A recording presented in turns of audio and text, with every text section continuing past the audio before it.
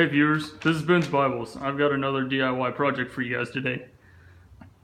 This is a toolless assembly and disassembly target stand for your target gong. I just got this gong that's hanging on there, but I didn't have a stand for it, so I decided I was going to make one. And I remember at a shoot I'd been to, a guy was, we were trying to put his stand together. None of the holes were lining up. We couldn't remember how to get it together. And I thought, you know, it would be a whole lot easier. It's just a nice, simple, toolless assembly and disassembly, and everything just slid together. So I decided to try and make something, and this is what I ended up coming up with.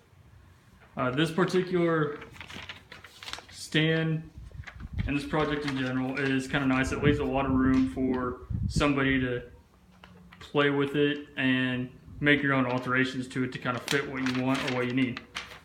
For this exact setup, for how I made it, this is everything that I needed.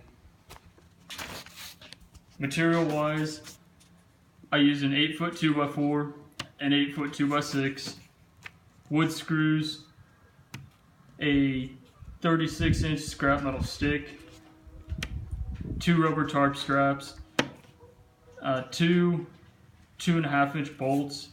I used 5/16. Obviously you use a different size if you want, 1/4 inch or 1/2 inch or whatever you feel like you need.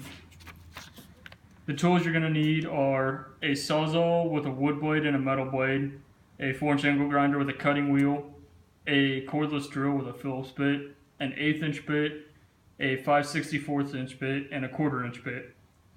Now what each of these are used for, that 1/8 inch bit actually used to drill through metal. That way I didn't strip the threads off the wood screws when I screwed through the metal. The 5/64 inch I used for drilling pilot holes, and the 1/4 inch I actually used to countersink some of these pieces on here. That way the wood screws that go through and get solid enough attachment to both sides of the wood I was screwed into. Not shown on here, I forgot to write it down, is you also need a couple scraps of sheet metal. Probably something fairly thick, like 1/16 of an inch would probably be good enough. And a hammer. I forgot to put both of those down there because they were kind of an afterthought. So I'll show you what I actually have here. This is a piece of stainless steel unistrut, 1 5/8 inch thick. Unistrut's nice. It already has these perforations in it for use that you could use to hang your chain or your tarp strap from. Obviously right now I'm using a motorcycle strap, but it's just for representative purposes. When I actually use this, I'm going to go and get tarp straps and put them on there. The tarp straps seem to take hits a little bit better than an actual chain does, since when you hit a chain, it pretty much, the bullet goes through the chain and the link snaps, and it'll probably hold for another couple of hits, but sometimes the break in the chain will bounce the link out and then your gong falls and you have to go back out and set it up. With the tarp straps, it seems like they kind of are almost like a self-healing target. The bullet hits them and it just kind of lets the bullet through, and it makes a little hole in it, but it shrinks back to almost good as new for holding up a target anyway. This particular piece of unistrut, it's not 36 inches. I had a piece of unistrut that was just under 6 feet. So this is actually, I think, about 32.5 inches, which is fine. This really leaves a lot of wiggle room to work with. And this is one of the places where you're going to need your sawzall, and it's the only, if you use the stainless steel unistrut, it's going to be the only reason you need the angle grinder. And I'll get this gong off of here real quick.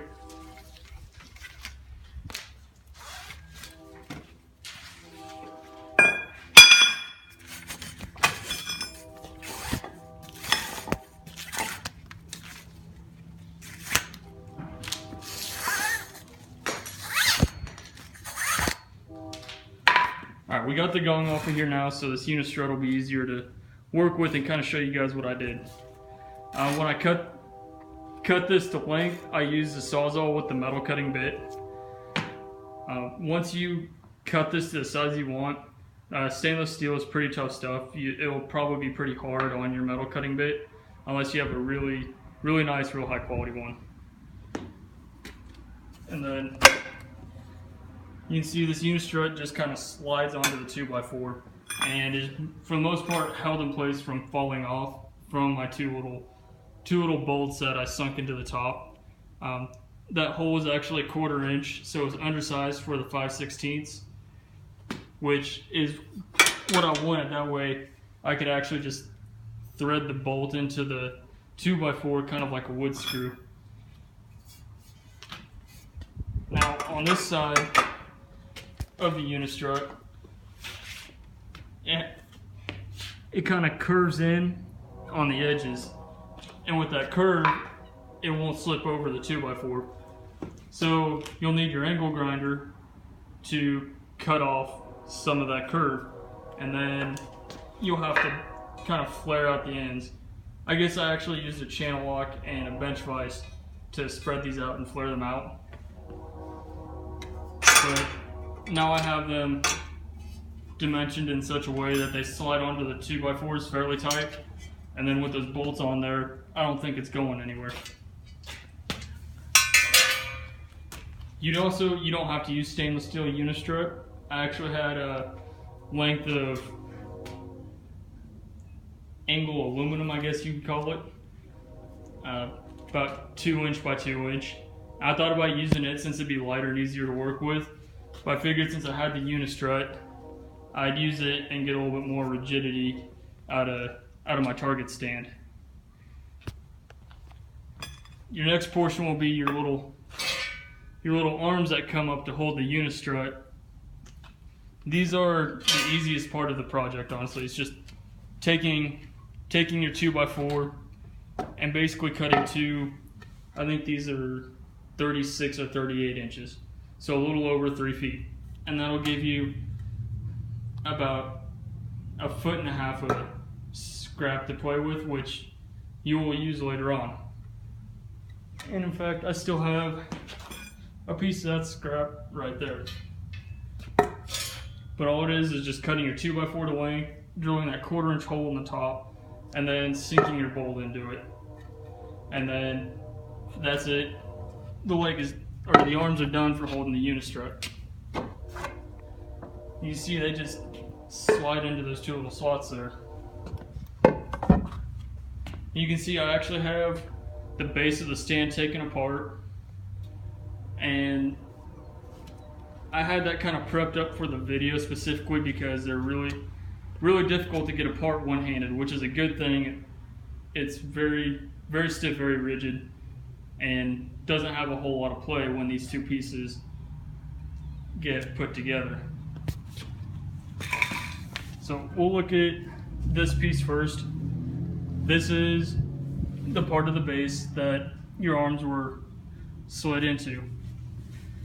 You see, this is where I use my sheet metal.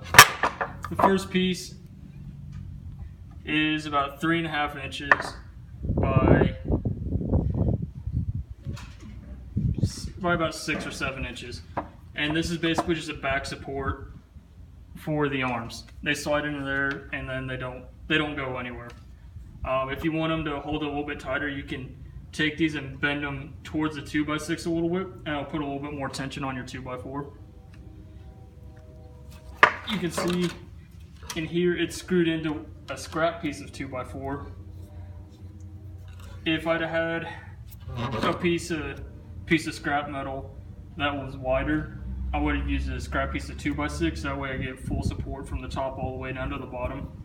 But I didn't really want to go spend any money to go get some for this project, since I like being able to do stuff with everything I have on hand already, and kind of give people a basis to go off of. So it's just held on with a scrap piece of 2x4. The 2x4 is being held on with 2 screws, with 4 screws in the back to hold on your piece of scrap sheet metal. And then this piece of sheet metal over here on the side is about 2.5 inches by about 4 inches. And it's just 2 screws going into the 2x6.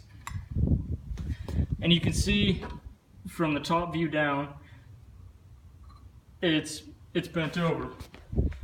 You don't have to do that. I did that specifically so that it would actually hold my 2x4 arm a little bit more solid. And when I did that, all I did was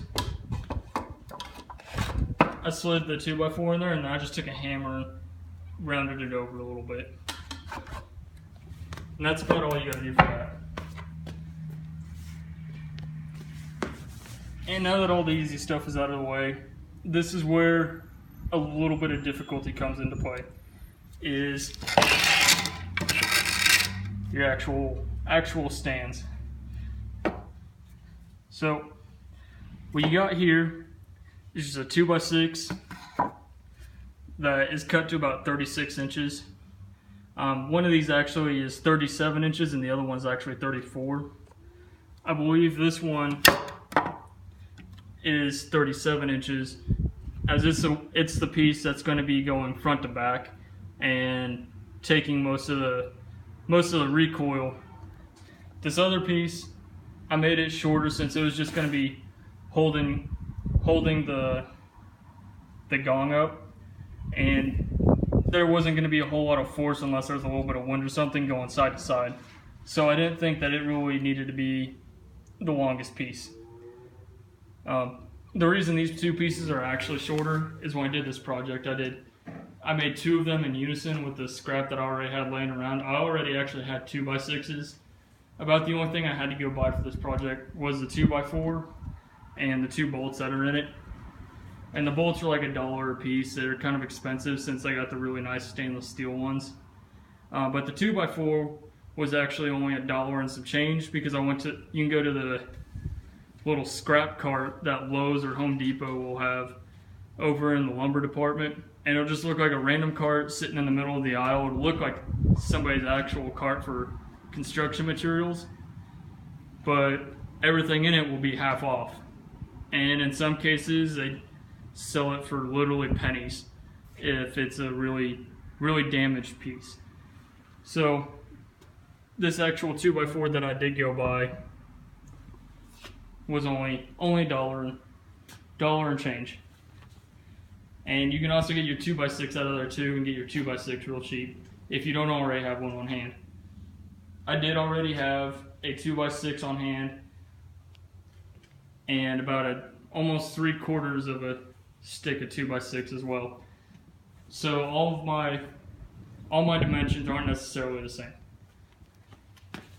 But back to the project. So what you got on these is a notch directly in the center of your 2x6 that is exactly the width of your 2x6, which all your 2x6s and 2x4s are actually going to be about 1.5 inches thick, and then whatever they are, like height wise, like a 2x4 is actually 1.5 inches by about 3.5 inches, and this 2x6 is actually about 1.5 inches by about 5.5 inches this way.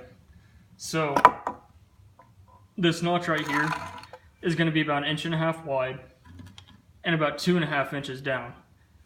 I think the way these were cut, this is actually about 2 3/4, since, like I said, it's about 5.5 inches this way.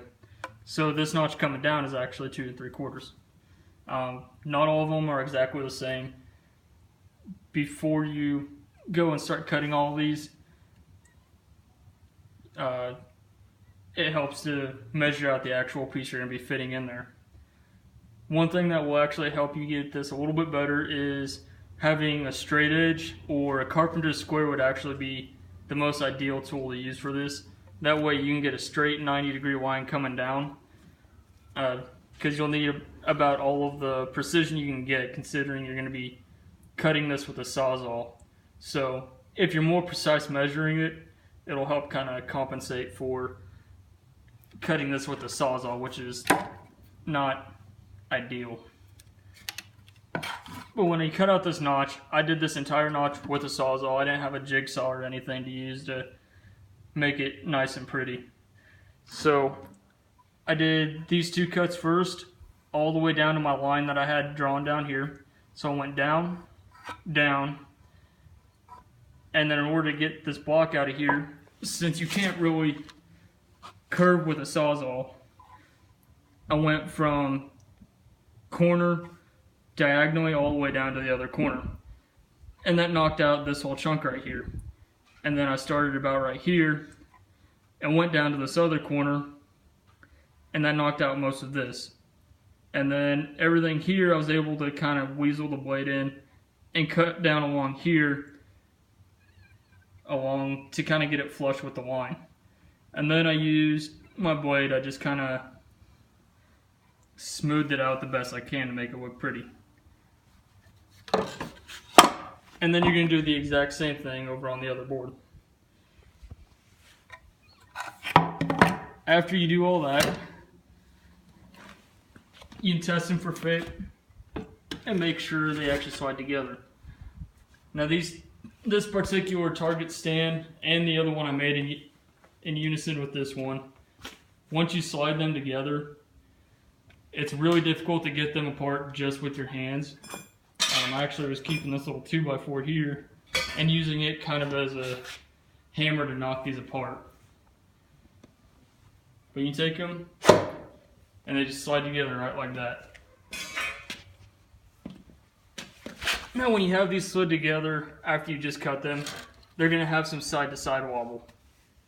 And this particular piece right here will have some back and forth wobble like that. Which is why I took some scrap 2x6 and I cut these. They're about 1.5 inches by 1.5 inches blocks. Once again, this is something that the straight edge will really help for, because you can see, especially on this one, that it's not exactly a nice little 90 degree, and none of these really are. So I put this in here, and when I did this, I would put a piece in, I would countersink it with a 1/4 inch. That's what I was talking about before with the countersinking bit. That way the wood screw go all the way through. Because my wood screws that I bought were 1 5/8 inches long. So 1 5/8 inches, that wood screw would go just about into here. Basically right past the little round over on the 2x6. So if you countersink it in a little bit to like about 1/3 of the way through, you can get it screwed in about halfway, maybe a little bit more into your 2x6, and it will hold solid enough for what you need. And nothing really matters a whole lot, because just remember, you're going to shoot the hell out of it. So if it's not super pretty, it ain't going to matter. So you don't have to even go looking for the straightest 2x6 and 2x4. But I did that 4 times on all 4 corners, and I kind of catty-cornered them. Like, this piece right here is screwed into this 2x6, and this piece is also screwed into this 2x6 on opposite sides. And then I did the same thing with the other 2x4, or the other 2 pieces of 2x6. You see those pieces just slide together.